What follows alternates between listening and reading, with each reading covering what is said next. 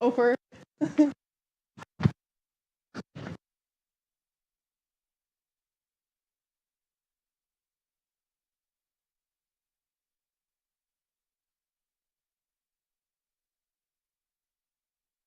I'm coming. Okay. I mean, intro first too. All right, everyone good?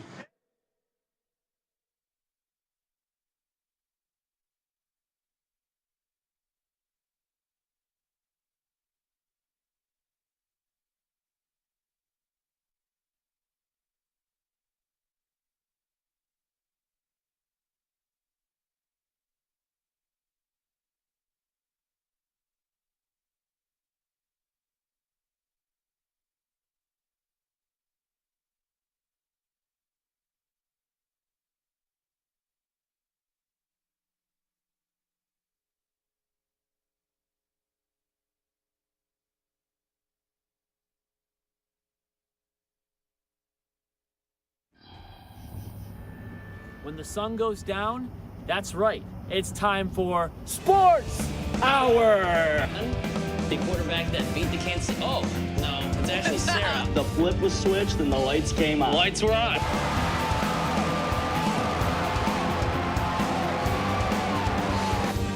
Hey, Sarah, go long. Oh, wait, Trevor. I play football. Go first!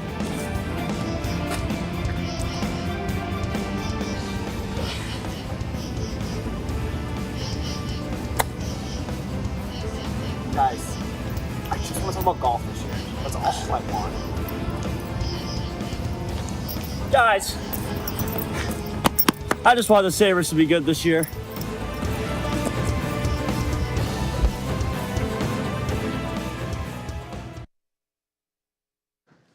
Hello, everyone. Welcome to our final episode of the semester. Aww. As you can see here at Sports Hour, it's very festive.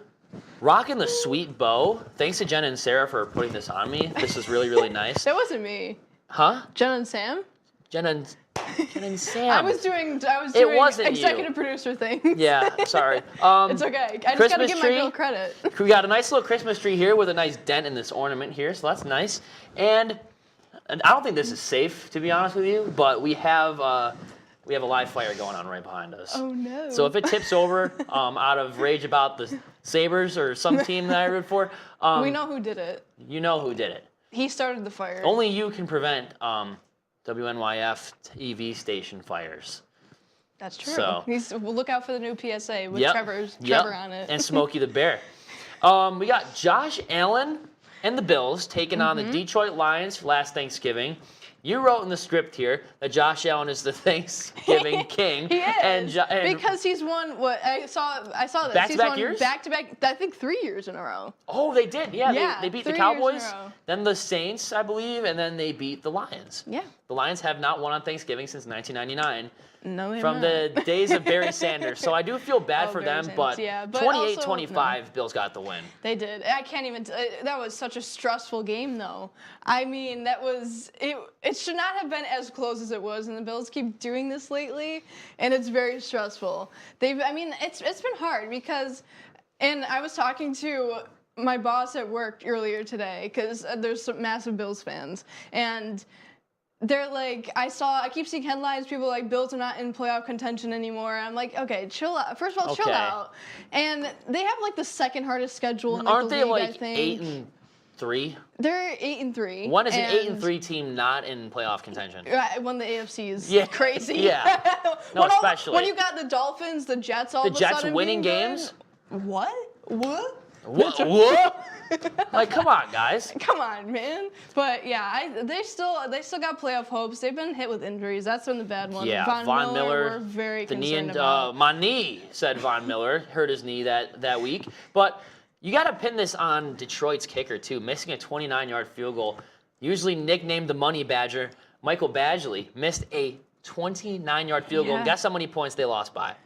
How They many? lost by 3 points. By So that 3 missed field goal points. is looming large on the Detroit Lions. Yeah. You can go back to the Barry Sanders days. I just feel bad for him. Mm-hmm. But it was very competitive the whole way through.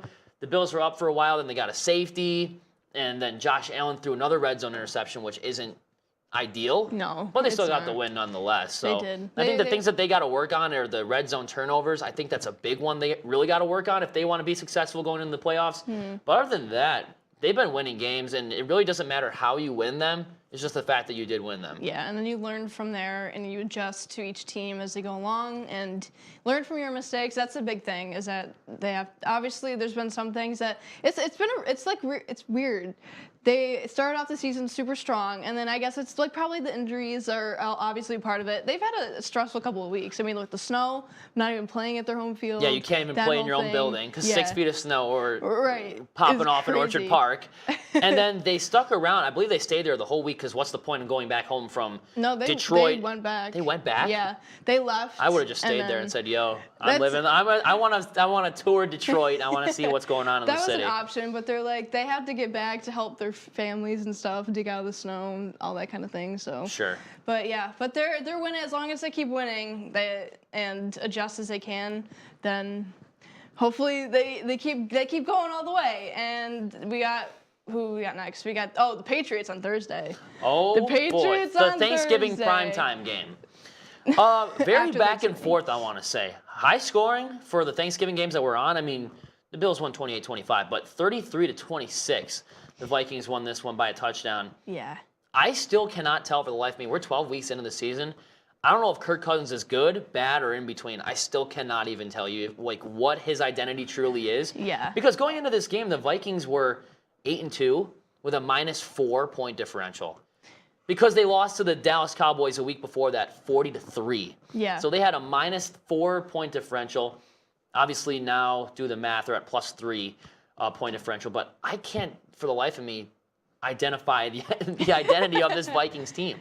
Yeah, they're definitely something else. I mean, they've been winning games, but I don't know if they have a formula figured out or anything like that. Every win is close and It's high scoring. true, yeah. So their offense has been carrying the load. The defense has been giving up a lot of points.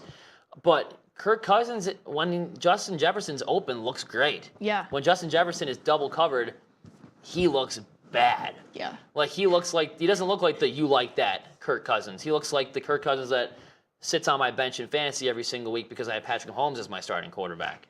But Yeah, that's valid. big win this week. Dalvin Cook looked good. I think it's honestly time for the Patriots to put Bailey Zappi back in. What happened to him? I think he either fell off the face of the earth. I mean, the season's not lost because the Patriots are 6-5, still in contention for at least a wild card spot. They're actually still in contention for the AFC East if everything goes right for them. Hopefully but not. what happened to Bailey Zappi? I don't know. He just kind of disappeared, and they took him out, and then we haven't seen him since. He's MIA right now. And Mac Jones can throw for 1,000 yards. He threw for 382 yards in this game, but he's only throwing 1 to 2 touchdowns a game. Right.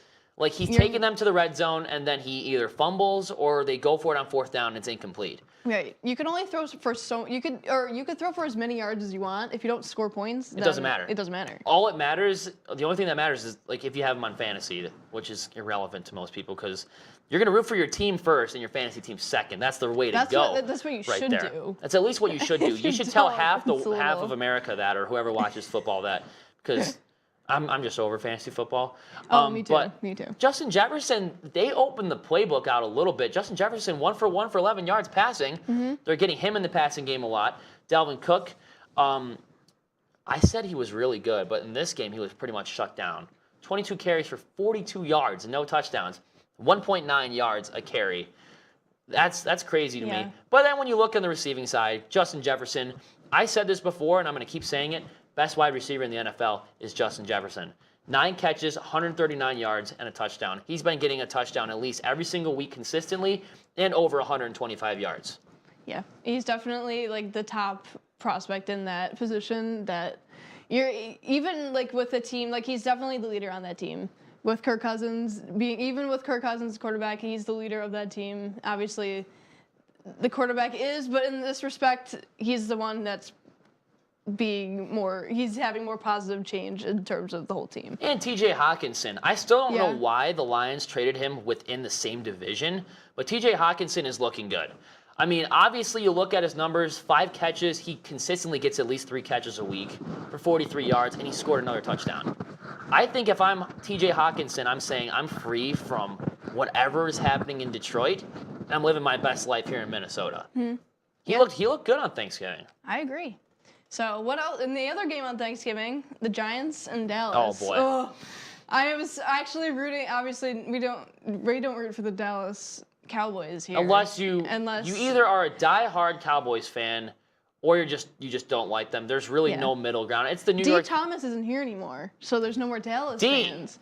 I mean, you got to tell your team to settle down because I don't know what they're doing in the league right now, but they're taking the league by storm. They are. Like I said before, beating the Vikings, who were 8-1 at the time, I think 8-1 or 8-2 at the time, 40-3, and then the Giants, who are normally pretty good statistically on Thanksgiving, they beat them. They come back to beat them 28-20. Yeah, and that was the game that I was like kind of watching like during dinner, and like the Bills game was first, then you watch this one kind of half pay attention. Yeah, you couldn't eat watching the Bills game. No, absolutely I don't not. I'm not the one to believe in stress eating. When I'm stressed out, I can't eat anything. I'm like pacing around. Yeah. That's like my thing when I'm like stressed half out. or half. I feel like sometimes if I'm telling, like, if you don't know, I mean, obviously you guys don't out there might not know me personally, but when if you don't, like, what's wrong with you, honestly? Oh, thanks. If I'm telling a Sarah story though that goes on for like an hour, I will. If you put food in front of me, I will eat a lot when I'm telling a story. But then there's the times like the Bills games where I can't touch the food because your eyes are around. glued to the TV. I'm glued. I'm like just doing anything with my hands. I'm just pacing. It's just crazy. But yeah, but the Giants. I was rooting for them. I was hoping they'd beat Dallas. Me too. But they, Dallas. Dak Prescott's playing pretty well, and they're winning. He turned the ball over twice. I mean, whatever. But they still won. 261 yards, 2 touchdowns, completing 21 out of 30 throws, throwing 2 interceptions. But Zeke Elliott, for the first time in a long time, rushed over like 80 yards. He got 92 rushing yards and a touchdown, 5.8 yards a carry on 16 touches. And then Tony Pollard. Somebody's got to stop this guy. He got 60 yards. But it wasn't a very flashy day for him, but it was an efficient day. Before this game, he got like almost 200 scrimmage yards against the Vikings. So he was due for a day like this where he runs for under 100. And then CeeDee Lamb, he's right up there with guys like Diggs, guys like Jefferson. I mean, he consistently catches more than 5 passes, over 100 yards, 6 catches for 106 yards. That's 17.7 average yards per catch that he's made. That's always a first down. First and 10, that's always a first down. So Michael Gallup, 263 yards. Schultz caught the tight end, Dalton Schultz. 4 catches, 31 yards. Half his catches were touchdowns. He caught 2 touchdowns. Crazy. Because how often do you see that from a tight end? Honest, like they're never. just a complete team. I mean, unless you're Travis Kelce. Yeah, but that's a different story. We'll get to later. Travis Kelce's a cheat code. Let's just say that. That's so true. But Dalton Schultz, he's an NBC. Yeah, he's an NPC. I mean, for sure. But this just shows you can get running touchdowns, rushing touchdowns, receiving touchdowns, and catches from your tight ends for touchdowns. They're one of the most complete teams in the NFC. Yeah, they're the example of being able to use actually all the weapons that you have. So say what you want about the Dallas Cowboys. Like, I'm not the biggest Cowboys fan, but they're in the NFC, so I really just okay. I don't like them, but like, okay, I can respect that they're a good team. Right. But I was pulling for the Giants. Like, of course. Brian Dable, what are you doing, man? This close. So close, but yet so far. far away. Why don't you introduce this next game? The next game? Yep. You mean your Indianapolis Colts versus Pittsburgh I gotta tell you guys something, okay? Oh boy. Like, I thought they were bad. Put his camera on. I thought the Colts were bad against the Commanders, Jaguars, Titans. Still waiting for there we go. There we go. Get that close up. Jags, Texans even when they tied in week 1. 16-3 was the halftime score against the Pittsburgh Steelers. The 3-7 Steelers with a rookie quarterback who's not even good, Kenny Pickett. They lost this game like they always do to the Steelers. They lost this game 24-17. And last minute too. Last minute. Jeff Saturday, like, we all could joke around like Bay City Roller Jeff Saturday, Saturday. Yeah, we say that all the time about Jeff Saturday. Sure. And how cool this story is that he only lost by 1 point against one of the best teams in the NFC in the Philadelphia Eagles a week ago, and that he beat the Raiders his first week. But, dude, you have 3 timeouts, 48 seconds to go. You're deep in Pittsburgh territory. You score a touchdown, you tie the game. How about you call a timeout? Like, what's the point in having timeouts if you're not going to use them? That's like buying groceries that you're never going to eat. Okay? True. I just don't understand. There's a reason why Jeff Saturday has had moderate high school success, because he's probably done that same thing in high school to have his high school boys lose. But bring in a Jim Harbaugh, bring in a Sean Payton, bring in somebody that knows what they are doing. Yeah. Because I cannot watch this anymore. And Matt Ryan, retirement home is calling. I think they're reserving your spot next year. He will not be the Colts quarterback next year. No. Because they're going to draft one of these top quarterbacks. I hope it's not the kid from Kentucky. I hope they work out. I hope they it do works too. out. The Colts, for your sake. I really hope that they do too. Because you know what? Like, when I see the quarterback list, we're looking like the modern day Cleveland Browns. Luck, Brissett, Rivers, Wentz, who shall not be named anymore, Ryan, who shall not be named anymore, Sam Ehlinger. That's 6 different quarterbacks since your franchise guy hung up the cleats in the middle of the third quarter of a preseason game. You got to draft your guy this year. Get rid of the GM. Yep. And I don't know. New like, head coach, if you can. New head coach, please. Like, Sean Payton's a tough guy. I know Jim Harbaugh's a tough guy, but he's making $7 million in Michigan, coaching the Wolverines. So I think it's going to... And it's not just the rookie quarterback thing, because if you throw a rookie in there, you're still going to lose a whole bunch of games. It's the offensive line's a problem. The receivers are garbage, or lack thereof. Michael Pittman caught a touchdown last night, but he also caused Matt Ryan to throw his first interception. So we can't have good things. But I'm just done watching this year, because they play Dallas next week, the Vikings after that. Oh, God. Or no, Dallas bye week. They might lose to the bye week. Then they got the Minnesota Vikings, Chargers, and then the Texans. There's another NFC team. Oh, the Giants. Yeah, they're going to go 4-11-1 going into that Texans game. They're going to lose to the Giants, lose to the Chargers, lose to the Cowboys, lose to the Vikings. We're going to get a top 5 pick. Let's go. Hey, that's one way to look at it. Look at the positives. Let's run it. And then let's run, Ted Lasso, Jeff Saturday. It was funny when you first came here. It was a good story, but you're not going to be the full-time head coach. And if you do, I'm throwing in the towel officially. Unfortunately, not a Ted Lasso story. No. And there's a reason why that's a TV show. I love that show, by the way. It's but so good. It's a TV but show. It isn't, yeah. Like, this isn't the Mighty Ducks either. Like, Gordon Bombay didn't get pulled over for driving with a DUI. And then he had to coach a Pee-wee team, and then he led them from suckiness to greatness. This is a real NFL. Done. I'm done. Baltimore and Jacksonville, this one made me belly laugh. Okay, do you want to hear something really funny? Yes. So this game was on when I was coming back from Thanksgiving break, and my dad and my sister were helping me take some groceries and stuff into my place. And I live on the 3rd floor. I'm on the ground floor. The 3rd floor above me, there's 4 hockey players. They were watching this game. And when Tucker missed that field goal... 67 yards out, by the way. True, but he missed it nonetheless. Yep. It's usually unheard of for Tucker. They came out onto the balcony and shouted, because my dad was wearing his big Bills jacket. They shouted down to us. They're like, Tucker missed it! And we're just, like, out of the blue. They come out, they're just yelling down at us. And my dad shouts up at them. I never talked to these guys also, by the way. Well, you know what? But it's fun watching Baltimore lose. It's so true. You call Atlanta the Dirty Birds? No, that's the Baltimore Ravens. They're the true Dirty Birds. I have not liked this team since like Ray Lewis or like Ed Reed or any of those guys. They're still salty that Bob Irsay moved the Colts from Baltimore to Indy and they just boo them. I'm like, don't you realize that like none of the Colts players that are currently on the roster now were alive when that happened? So like, who are you truly booing at? Right. But it's fun watching them lose, even at the expense of the Jacksonville Jaguars, or as our boy Santa Brock Claus calls them, the Waxonville Wagwires. 28-27. The Ravens blew another lead. 19-10, 5 minutes to go. They're winning by 9. They lost 28-27. Crazy. Good. I'm so glad. It was such a fun thing to watch the highlights for afterwards. ESPN, that's for sure. Keep telling us that Lamar Jackson's MVP. Do MVPs blow 5 leads in the middle of the season? Not really. I don't think so. I don't think so. I don't think so. Yeah. How about this next one? Cleveland and Tampa. Oh, another thank God.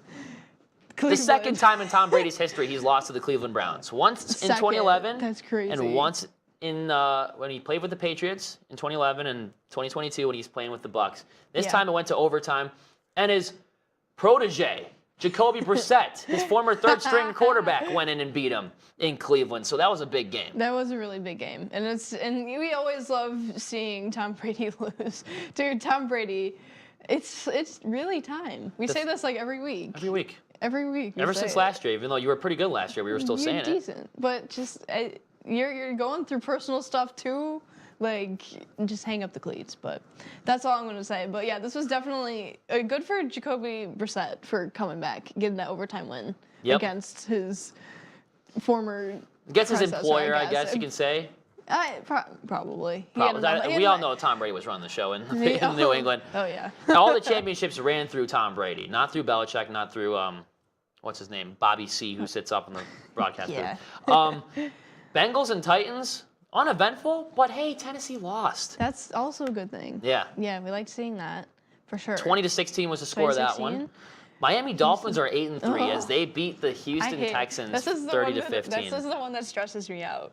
Because Tua Tagovailoa is top 3 in the NFL as far as average QBR on the season. He's missed 3 games. I hate this. I do not like it, but somehow the Dolphins are doing well. I mean, how was their schedule? Their schedule's been not crazy hard. I do not know that information on hand, but it's not been as hard as the Bills, I would probably say. Yeah, well, they are in the same division, so they do face against the same opponents, but the Bills have gotten their fair share of difficult opponents in the beginning of the year. Yeah. I don't know if that's the same for the Dolphins if they have a Later harder back on, end of the schedule. yeah. But nonetheless, they're 8-3. Tyreek Hill. So we're hoping to get at least the Bills get the win over them in the next time we play them. So we can, because the AFC East is crazy. No, it is. It doesn't make The worst sense. team still has a record above 500, Yeah. which is the Patriots at 6-5. So crazy. The Chargers and the Cardinals. I've been saying for a while the Chargers don't look great, but they barely got a win over the Cardinals. They did.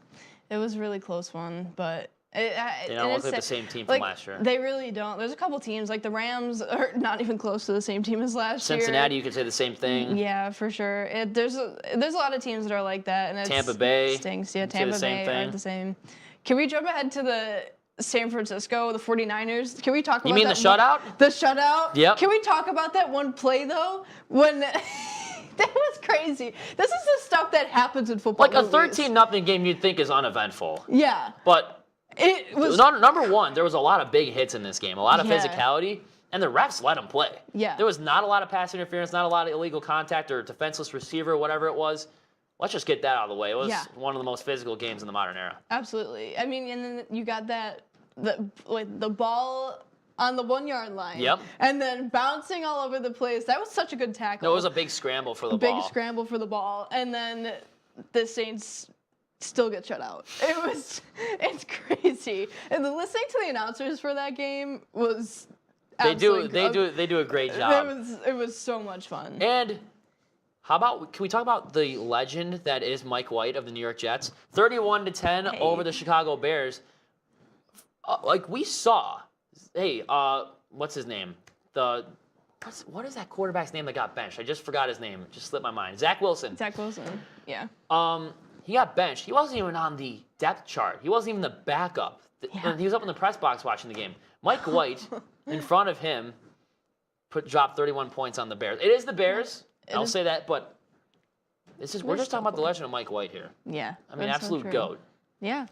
So we're running out of time. But before I do that, I'm known for reveals on this show. This is just something that Katie Lee got me for my birthday that I waited till the last episode of the show to air, and I'm probably Wait, messing this up my long? mic right now. I had to. It's a big reveal. Look at the greatest shirt probably ever created. There you go. You can tell that that's not a real picture because he never carried that shield in the middle of a game But before. these are my two favorite things combined, in one shirt. So Well, thank you, what Katie do Lee. you know? Thank you, Katie Lee. Captain Buffalo. I'll do that. Now we gotta wrap it up. Okay, now we gotta wrap up. We're getting it. Okay. So thanks for coming on. Of course. We're going to have Ethan come on to talk some World Cup when we return. Happy holidays. Let's go.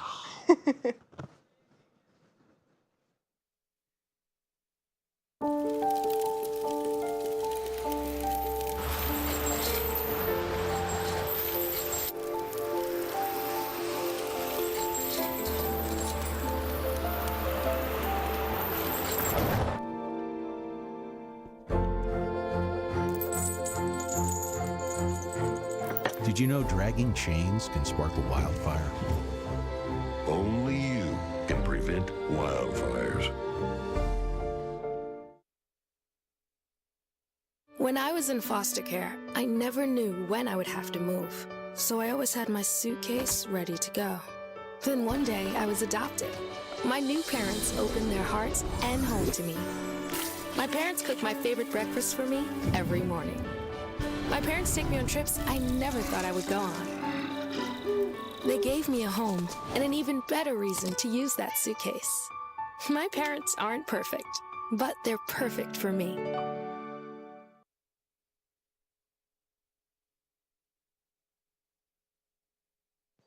Well, we got Ethan Claus to join us to talk about the Christmas World Cup. has come early for the U.S. men's national team. For the first time in over, I think, either 8 years, they have advanced to the knockout stage of the competition off of a ludicrous goal from one Christian Pulisic, Captain America. CP10. I'm just saying, he put his body on the line. He to score that ruined his future lineage. He for our country ruined his family tree. The ultimate sacrifice. The ultimate sacrifice. The official diagnosis was a pelvic contusion, and he is day to day. They're going to call that a pelvic contusion. I call it the most heroic moment in American history since Neil Armstrong walked on the moon. I would say that too. Because you're looking at a USA team going into this one that scored one goal in a span of 2 games. One against Wales, a great goal, by the way. Timothy Weah, great player. A goal to get them on the board. And then they end up tying that game because Walker Zimmerman decided it was a good idea Walker Zimmerman was going to pull a player down. Shin hunting in the box. So Wales came back, and obviously, Gareth Bale, the best penalty kick shooter in all of professional soccer. That's right. That's right. It's called soccer. Okay? It's not called football. It's called soccer because we live here in the U.S. of A., greatest country on the planet. I digress. We tied that game 1-1. Also, the England game. The most exciting scoreless game of soccer I'd ever seen. And I was going into that game praying that we wouldn't lose by 5. Right. I was going in, I was a negative Nancy, I'll admit. I thought we were going to get shell-shocked. I thought we were going to see Harry Kane and Raheem Sterling running circles around our back line, but we defended well, which really gave us the platform, I think. Harry Kane down. Harry Kane was a non-factor in the game, as well as a very well-orchestrated midfield attack, one led by Tyler Adams, who I think is the best player on the team. Of course, Christian Pulisic, because he was the big-name transfer to Chelsea. He's probably the most famous American player. I think Tyler Adams, pound for pound, is the best soccer player on the U.S. men's national team. I think he proved that today against Iran. Matt Turner. You can't forget about Matt Turner. Matt Turner's been a tower in net so far. Funny fact about Matt Turner, he started playing soccer when he was 17 years old. That's crazy. And he's now on the men's national team. So it's never too late to start your dreams, kids. Never too late. That's that Santa Claus wisdom for you. And when you just look at this roster and you look at the average demographic, United States, average age of 23 years old, the youngest national team in the World Cup right now. Pulisic, Sargent, Weah. Average demographic between those 3 guys is 22.6 years old. McKinney, Adams, Musa, then Robinson. CCV. You can go on. You're not even mentioning lineup. Giovanni Reyna off the bench, who I think is a very great, is a great player. And Dest, who's very underrated too. Serginho Dest is having an amazing tournament. Even Kellen Acosta coming on as a sub today was a surprise, to say the least. I just think a lot of these guys, they may not be star players individually, but as a unit and under this managerial style, they're doing a really great job at sticking to the basics. This team doesn't make lots of mistakes. They handle the ball well. They're not sloppy in possession. They don't make a lot of mental lapses like the U.S. men's national teams have passed. I think one of the most important things that they've done so far is at the end of today's game, there was 9-minute stoppage time due to 2 injuries in the second half. Yep. And what I saw that was very exciting to see from a men's national team from the U.S. is in years past, when there was 9-minute stoppage time, we would just kind of lollygag around, and we wouldn't do the little things in order to kill time that every other team would do. Like wait an extra second to throw the ball back into play, let the ball sit in the box before Matt Turner picked it up. fall to the ground and take a dive for a foul call. Yep. And this year we Killed the did. clock, I basically. think Greg Berhalter's effect on the team as a manager has been noticeable, to say the least. And he wears great Jordans, too. I mean, the rarest Jordans you'll ever find on the market, I found out today. And his sweatshirt that just says States across the And front. the I'm very, very USA confused crest by on the that. back. USA crest on the back. He was looking like he was going to the gym. Or just got out of the gym. Just got out of his, like, a sport of fitness Had or a, had a something. morning lift and then decided to coach the men's national team Yeah, to the round of I 16. might mess around and go to the knockout round. You know what I mean? So, but you know what? A lot of the group stages have already been decided. Some of them already haven't. I can go to the standings right now. As we speak right now, Group A, the Netherlands and Senegal have punched their ticket to the knockout round. England and the USA, top 2 for Group B. Group C, Poland and Argentina. That group still, every group besides Group A and B is still undecided. A and B is still undecided. No, but A and B is decided. Is decided. The rest C of them are not. Is undecided, yes. But as we speak right now, this if it ended right now, the bracket would look like this. Group C, Poland and Argentina, 1-2. Group D, France and Australia. Group E, Spain and Japan. Group F, Croatia and Morocco. Group G, Brazil and Switzerland. Group H, Portugal and Ghana.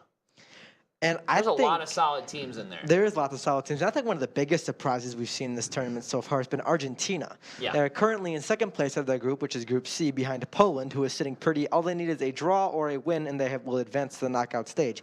Argentina, by the way, lost to Saudi Arabia. They did lose to Saudi Arabia. So if Argentina loses to Poland and Saudi Arabia draws or wins against Mexico, we might not see a knockout stage without. We might see a knockout stage without Lionel Messi, who, as many notably, was one of the greatest soccer players of all time. Might be his last World Cup. It very well could be, with rumors saying he might come to the MLS. And luckily enough, the other major player here still in the World Cup is Portugal's Cristiano Ronaldo. That goes without question. Who is currently sitting pretty. Again, same situation, draw or win, he advances. The only way he would not advance. Actually, I think it's impossible for him not to advance. He already has 2 wins and 6 points. South Korea and Uruguay both have 1 apiece. So he will also advance to the round of 16. So it's going to be lots of eyes over on Messi if he'll try to lift his Argentinian side over to the round of 16. And this has been decided right now. December 3rd, Saturday at 10 o'clock a.m. Eastern Time. USA versus Netherlands. Game 1 of the knockout round, round of 16. Maryland, Grand Island, Staten Island, I don't care. USA by 100 over the Netherlands. What do you say? Ho. Sorry, Dutch boys. I'm so sorry. But the USA will take you down because, number 1, it's called soccer. Number 2, we are a young, flashy team. So, Ethan, thanks for coming on. And in approximately 1 minute, we're going to have Topher to talk some NCAA action when we return.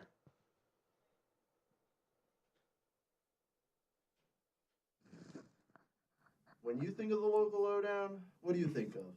Well, when I think of the local lowdown, it's the live music that we have played in the studio. It's gotta be the laughs we shared. The memorable moments during the whole thing. Oh my God, so fun. The local lowdown for me is the people behind the scenes, the amazing team that we have making the show. Oh, it's gotta be exploring all sorts of genres and music I've never heard before. Oh, easy. Going out to shows and talking to artists and getting the latest news on what they have planned for the future. It's about these artists, man. Giving them a platform to showcase what they've worked so hard on and show their music to the community. It's all about supporting the local scene of music to keep it running for years to come.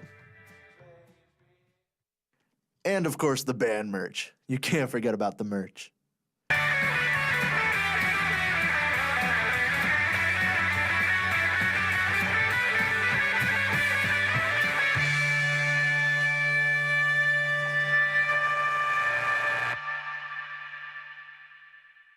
Happy to have Topher on to talk some college hoops.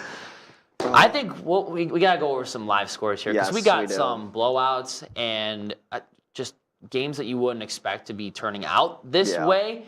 But it's great to have college hoops back, though. It really is. Like, we're about, what, 3 weeks into it now? Yeah. And, like, we've had good games. No, we like, have. in the first few weeks. And, like, right now it's starting to settle in. You're starting to see, like, who's actually going to continue to be the contender, who's has a chance in the division, and who's kind of just, like, you had your tournament run last year, you're falling off. So Contenders I think, and pretenders. Really, yeah. Like, I don't really even say pretenders just yet, because I think we're early on. Like, once we get, like, January, February, that's a pretender kind of like era for it. So building up the bracket to get to March Absolutely, Madness yeah. is really when That's crunch the time biggest starts. time, yeah.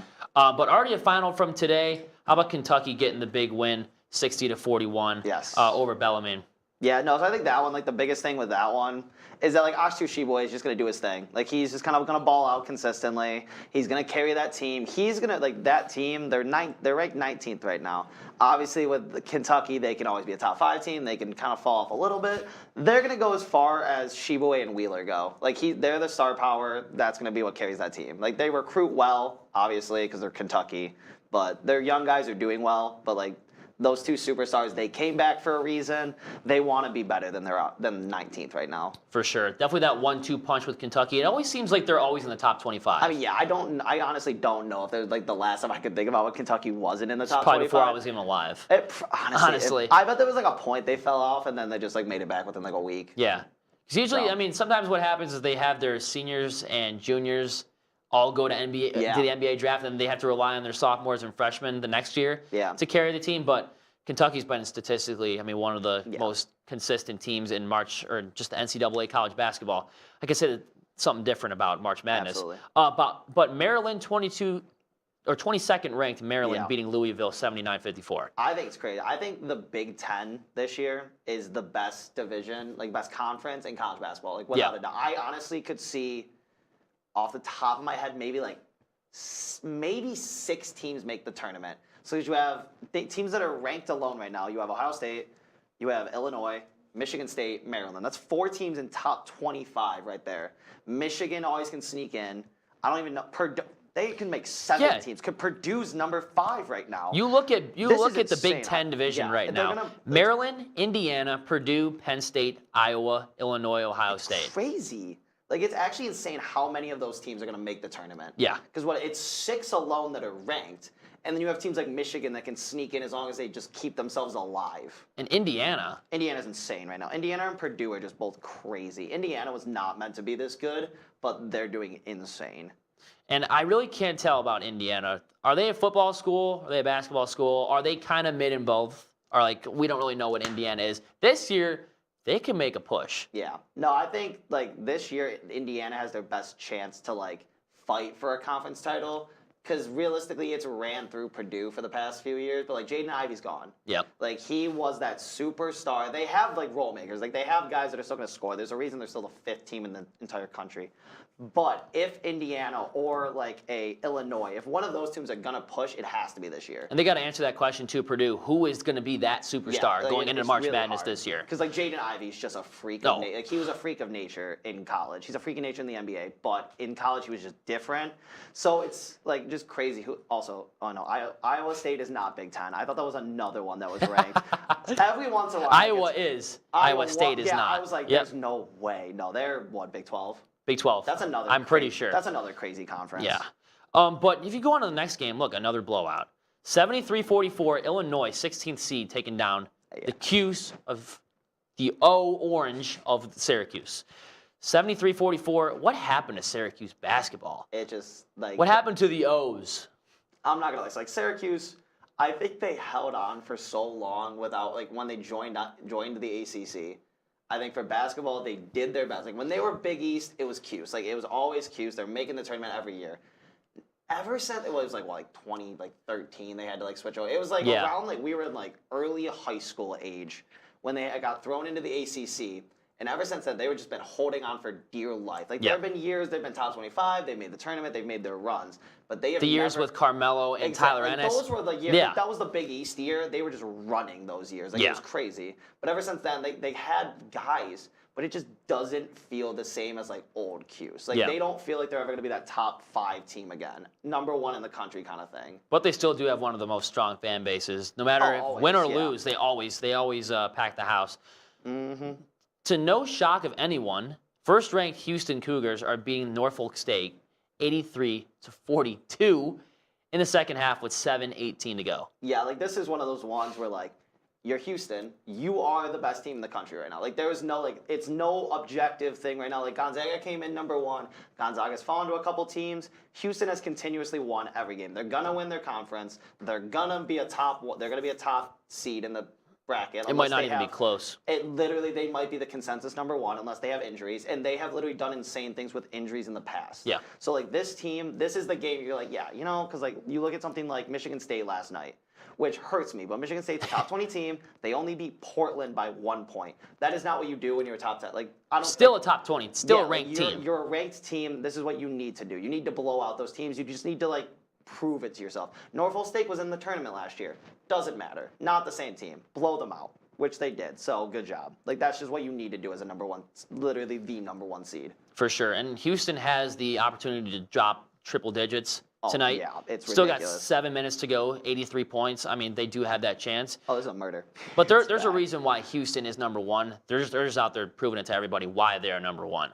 Marquette upsetting. I love it. 6 seed Baylor. Sick 'em Bears. What's going on here? 51-25 at halftime. They doubled the score on the Baylor Bears. Crazy, because like I just have a personal vendetta against Baylor. I don't like Baylor. I will never like Baylor as a school. Personal vendetta against them as a Michigan State fan. So if I see Baylor, because like Baylor, I mean that's fair, right? Michigan State fan. No, last year I called it though. Baylor was frauds in the tournament. I was right. I don't care. Baylor's fraud again this year.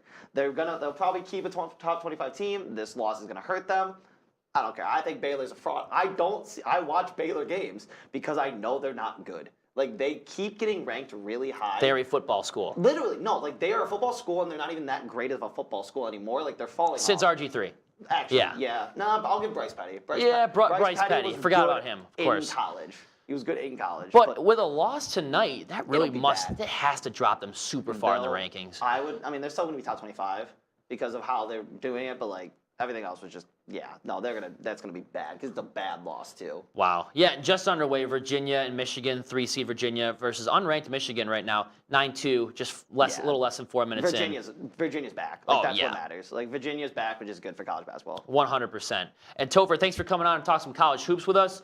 We're going to have Ethan come right back here to talk some NBA basketball. Don't go away.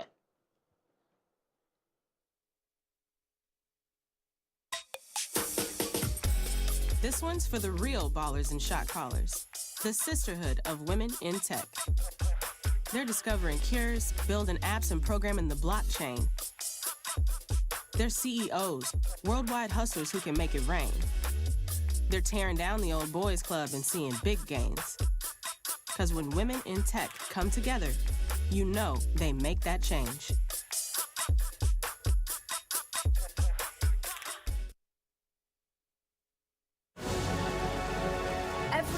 Every day. Millions of people are connecting. And even though we're overcoming obstacles, watching each other's backs, And banding together. we should still make an effort We should still make an effort. to get to know each other. On a deeper level. Father. Cosplayer, Mentor. actor. It's time we take a step forward It's time we take a step forward. Come together. and discover How accepting our differences can make us stronger.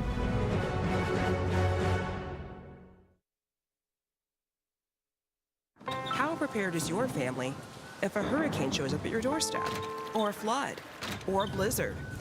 You can't just turn away a natural disaster. That's why it's important to go to ready.gov/plan now. It has the tools and tips you need to make an emergency plan with your family. So if disaster comes knocking, let's go. You'll be ready to help keep your family safe. It's just a pizza. Yes. Make a plan today.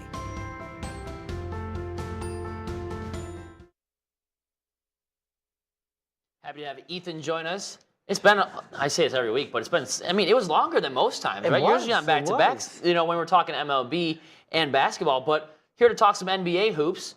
Only 3 live scores on tonight. Actually, 2 games have started.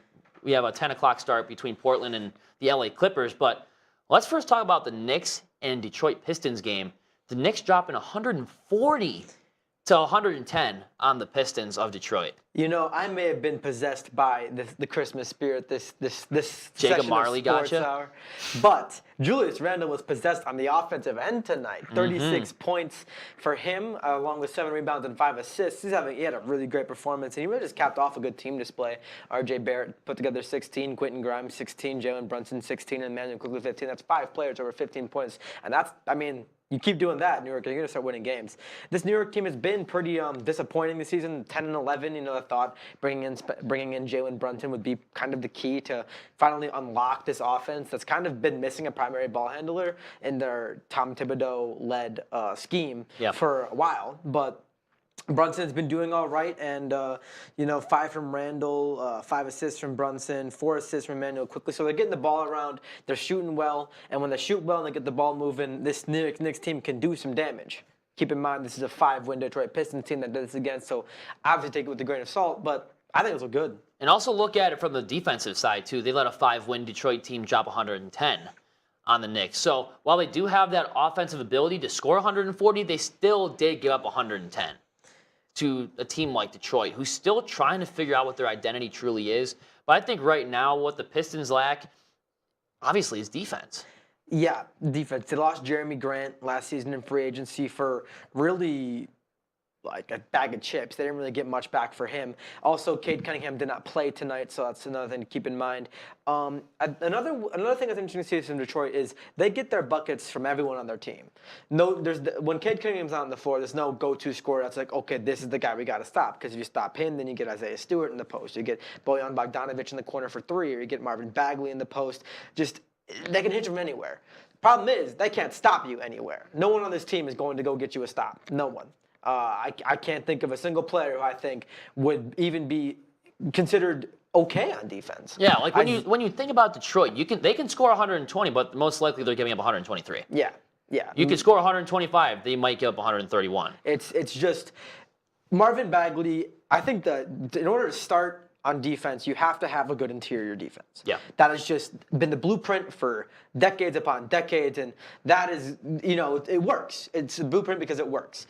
Isaiah Stewart and Marvin Bagley Jr. Marvin Bagley III, are not good interior defenders. Isaiah Stewart is all right at best. Marvin Bagley III is Swiss cheese. Yeah. He couldn't stop a nosebleed. No, he couldn't. On the inside. So when you see these guys get ripped apart in the post, you'd think, well, why haven't they anything to fix it? Well, they've tried. They traded for Marvin Bagley. They drafted Isaiah Stewart high. They attempted to fix it, yeah. They went and got Jalen Duren, who, of course, was known as a good interior defender. But for whatever reason, he just hasn't been translating as well as I thought they would. So, of course, they're still rebuilding. They've been rebuilding for a while. I still think this team does have good potential. Right now, though, yeah, it's going to be a long season. No, it will. And I don't think that they're a playoff team. There's that old saying, like maybe next year.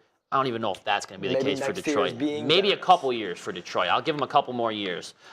Actually, a game that's going on right now. Fourth quarter, 6:30 to go. You have the Mavericks over the Warriors, 103-101. How about the season Luka Doncic has been having so far? What'd you say before he went on triple-double watch for Luka? watch. And this guy is an absolute machine. One of the best in the NBA. And it's just...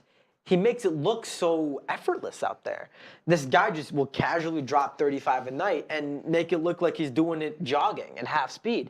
He is just elite out there, and he has to be. Because without him, Dallas Mavericks are a lottery team. They'll be picking the top 10. Even now, they're below 500. They're 9-10. They're fighting to stay in the playoff hunt. They're currently battling an 11-10 Warriors team. And both teams are right around 500. Yeah, hovering a little bit around over. 500 Yep, mark. a little bit And under. This sort of parity, this sort of, for lack of a better term, mediocrity in the NBA has kind of been plaguing the league. There's no, besides the Suns, Bucks. Your usual suspects. Your usual top twos in the conferences. Everyone's kind of been decent.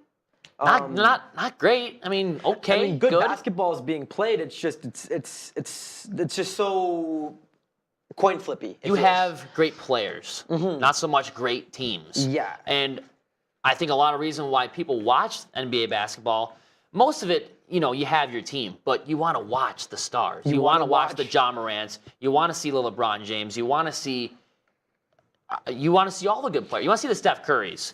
Definitely. You want to see Luka Doncic go 37, the Devin Bookers of the NBA, right? You want to see them all. But as far as the team goes, there aren't a lot of great outlying teams other than, the usual teams we've seen over the last 3 or 4 years. That's a great point, Trevor, and I agree. There's not really been, and of course, don't get me wrong, every good team has a great player on it. Jason Tatum for the Celtics, Giannis for the Bucks, the Cavs, you have Donovan Mitchell and Darius Garland. So there are star players, but I think what's important to see is where are the star coaches. For instance, take for example who I think one of the best coaches in the league is Nick Nurse for the Raptors. Mm-hmm. The Raptors have consistently had 0 actual All-NBA players. Pascal Siakam was last year. I think he'll be again this year. Scotty Barnes, of course, Rookie of the Year. But besides those two, the list is very short of players. If I said, you would recognize them as. And bad coaches. Steve Nash. Steve Nash, horrible coach. Steve Nash gets fired. The Nets are completely turning it around. They started was it like 3-7? It was 3-8, something like that. They were horrible. They're now 11-11 ever since Steve Nash has been right gone. around 500. I think I would call that improvement. While other teams might call that like mediocrity, they started off 3-8. Now they're 11-11, won X amount of games out of X amount of games. Brooklyn Nets are really turning it around. I like what you said. Not a lot of there's a great player on every team. You got to find the right coach, and they come few and far between in the NBA. Mm-hmm. I mean, even look at Greg Popovich over there with that Spurs lineup. Yep. 6-15, so obviously he's not having a great season. But nobody expected the Spurs to win like 4 games at this point in the season. So it's crazy. And I think coaching eventually, especially matters later on in the season, the playoffs. Quick update on one last second on that Mavericks game. Mavericks currently lead at 106-104 with 4 to play in the fourth quarter. It's going to be a close game the whole way through. But Ethan, thanks for coming on for 2 segments tonight. On our last segment of the night and our last segment of the semester, you're going to see the hockey guy himself, Brent, when we return. What? Whoa!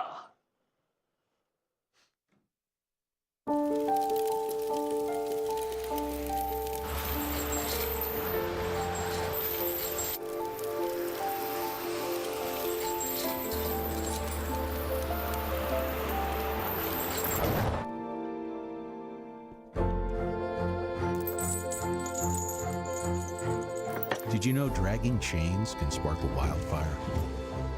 Only you can prevent wildfires. When I was in foster care, I never knew when I would have to move. So I always had my suitcase ready to go. Then one day, I was adopted. My new parents opened their hearts and home to me. My parents cook my favorite breakfast for me every morning. My parents take me on trips I never thought I would go on. They gave me a home and an even better reason to use that suitcase. My parents aren't perfect, but they're perfect for me. Well, ho, ho, ho! What is going on? What's happening, Brent? You're wearing that the wrong way. That's a stocking, not a glove. But welcome to the show. Well, Santa Claus doesn't have hands, so. Santa Claus doesn't have hands? Not in my world. So in this world that we're living in, he doesn't have hands. I'm pretty sure my man Kris Kringle has mittens. Mittens. And you can There's the word. The only way to wear mittens is if you have hands. So I don't know about that. I don't have hands. I just got nubs, you know. What? Okay. Let's dive into the So Sabres, you know what? Huh? It was a crazy game last night. Okay. It was a crazy game. Before we get into that game, though, let's talk about the Goat Head night. The Goat Head. You were there. I was at that there. game. I was your sitting story. in section you 108. Looked like you were a little bit lit. And I was getting lit at that game. Because you want to know why? Because it wasn't because of any like outside Eichel supplies or anything. Obviously. It was the fact that I heard the goal horn 6 times and the siren came back. And the best jerseys the Sabres ever worn came back. Of course. You know what they did? They won. walked in and they turned the lights on. About the St. Louis time. Blues. And the Ukko-Pekka Luukkonen chants, the Lukes that were coming out every time he made a save. One of the best games I've ever been to. And I mean, come on, St. Louis. St. Louis. What We happened? blowing them out in the home arena? What's going on? What's going on Sacre here? bleu, St. Louis. Wow, I look hilarious. You look great. You actually look great. Because we're gonna call you Brent Claus. Okay, but Now we had the goat head night and Jack Quinn scoring 2 goals. I mean, beautiful, great, beautiful. I mean, did Hagen score in that game? I don't think Hagen had a goal. I don't think he even had. I don't even know if he had an assist. He did score against. He's really got to be. No, he needs to show up on the stat sheet. He scored more. against Montreal though. He right? did. He did score against. When Montreal. they beat him 7-2, that was also a great game. So hold up. So the We had Sabres, back-to-back- blew him up. Yeah, They blew him up. They just blew him up, dude. It wasn't 7-2. even close. Wasn't even 7-2, 7-2, 6-2. 13 goals in the last 2 games. But then you know what happened? What happened? I was also at this game too. Sabres. My 4-0 streak at the Sabres games are done now because they lost to the stupid trap game Devils, led by former coach Lindy Ruff. And you know what? I actually had to bet that game. Really you bet the upsetting. Sabres in that game? No, I didn't. I stopped betting the Sabres because every time I bet the Sabres, they never win. So I have a new technique now. I'm just taking people to score. All Okay, right? Tage Thompson, a goal every night. A goal Tager, every night. Right? Yep. Had Yo, Tager. give me that. Yep. Exactly. And then Tage coin. Invest all your money in Tage coin. Instead of Hughes. And you know who didn't score? You know who scored the first goal of the game? Jack Hughes. Scored the first of the game. And, okay, the only positive of this game, other than that was a negative. I was going to say the referees were absolutely horrendous. I can't even say that word on TV. I'd be canceled by literally everybody in the station right now. But how does a puck behind the goalie before he gets shoved into the net with the stick, how is that not a goal? Well, they did change the rule. So if well, you know what? Brett Hall's skate was in the crease, so everything's been called against us since 1999. Okay, no goal. But you're gonna call that a no goal, and then Tyson Jost on the wraparound clearly scoring the goal. The ref blew the whistle because he lost it. You know where it was? It was in the back of the net. Mark Joannette, worst referee in the NHL. I'm gonna say that right now. Mark Joannette is the worst. The refs came in and didn't have the lights on. They left their lights on in the Templeton Landing parking lot. No, okay? Seriously though, that rule, I hate it. I really hate it because the same thing happened against the Maple Leafs too. But I mean, like, it was different against the Devils because, like, realistically, I don't think that should have been a goal. But I mean, considering, we were in Toronto, so like, yeah, we weren't gonna get that call regardless. But like, come on. But Did you see the game Minnesota had against whoever it was, and Matt Murray just pushed the net off every single time they got a scoring chance? No delay of game, nothing. But then we do it once, and the other team, the puck just so happens to go across the goal line, and I'm getting so animated that my microphone fell out of my pocket. I saw that. I was gonna ignore it, but unreal. Yeah, like a true professional would. I just chose not to ignore it. And then, what happened last night? What happened last night? Other than taking the 5-3 lead with 4 minutes to go. You know, Trev, I've been on a good streak this year. I've watched a lot of games, all right? Because they're actually fun to watch. They are fun to watch. But this one, I didn't. You know why? Because I saw it was Tampa, and it was at home. All the bandwagons And were in after town. that Devils game, I was like, you know what? We're gonna get smoked. They're gonna walk in there. We're not gonna get any calls our way. And then we're Sabres just gonna ended get up smoked. just singing Photograph And then by Nickelback. By Nickelback and Tage Thompson. Oh my God! Look at this Goal of the photograph. year, dude. Dude, they're probably lip syncing it in the locker room. They like, probably awful, like horribly, like just, horribly, and awful to edit for the guy in the jumbotron that had to put that on the screen too. I think it was Chihuahua. He was definitely using Dreamweaver. It could have been Chihuahua I if think he actually showed up to class on time. Today? Definitely not today. No, he definitely definitely said not. it's a little too snowy, guys. He was definitely just chilling in his Even though little. there's no snow on the ground. That He was was- so last week. 2 weeks ago. Wow. Oh, and last week And a too. little Yeah, I bit of guess you could last say. He was probably just hiding in like his little abandoned factory. With a striped shirt on. With a stripe, of course, with a striped shirt on. Yeah. It's stripey. Come on now. For sure. Oh, you got Mark Joannette, who's Well, we do have- who's the dumb stripey, and then you Yes. have Chira who's like the smarter stripey, but he's not that smart. So. But he's smarter than. Well, he's smarter. Yeah, he's smarter than every NHL referee. Especially, the puck's in the back of the net. I don't see the puck. That's no goal. I was about to say, especially the whoever are the ones that are running the home game so far, because that's ridiculous. I mean, how? Dude, you know what? Okay, here's what I'm saying. I said this before Sports Hour happened, and I'm going to stick by this statement.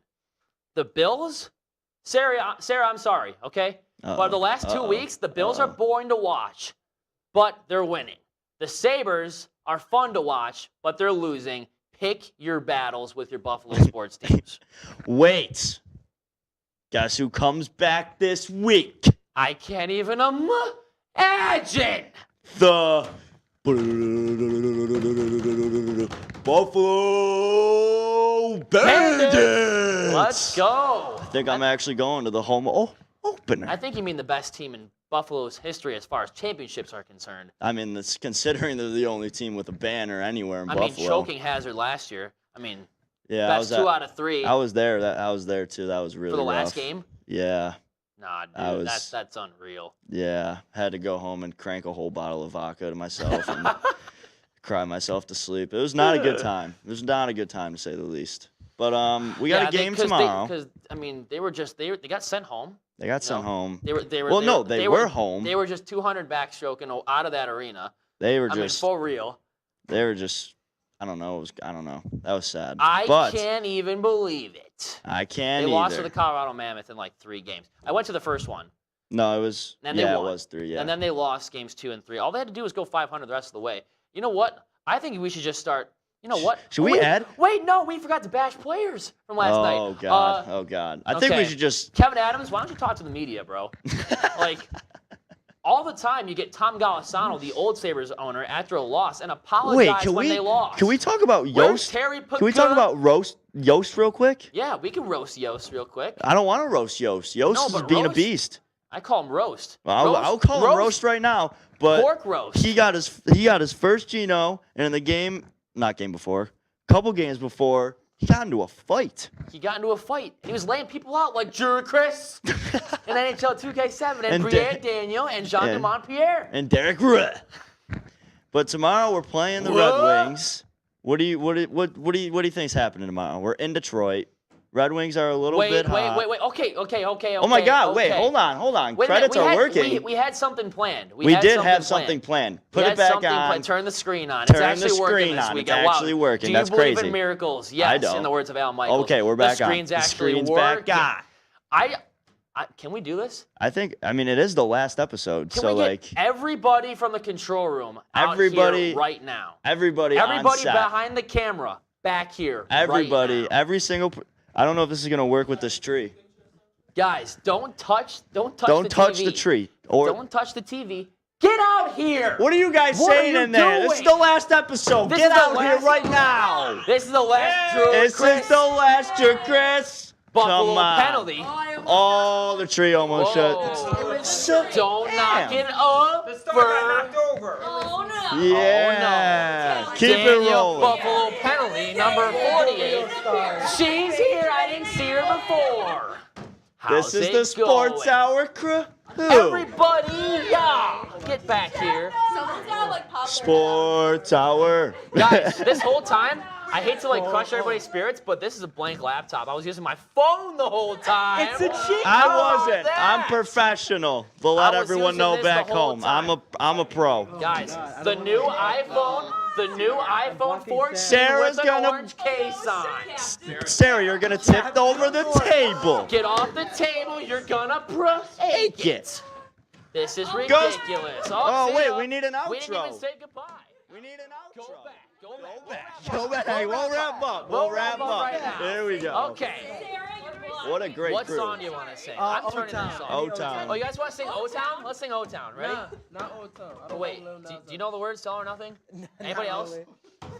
Fine. Trevor, is this just gonna be us? We could end off on a Christmas carol. Yeah, you guys want to sing? You guys just want to start rapping?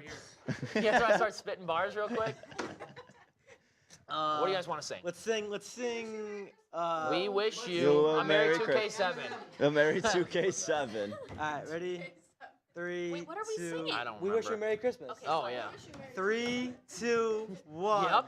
We wish you a Merry Christmas. We wish you a Merry Christmas. We wish you a Merry Christmas and a Happy New Year. Whoa! See you all next semester.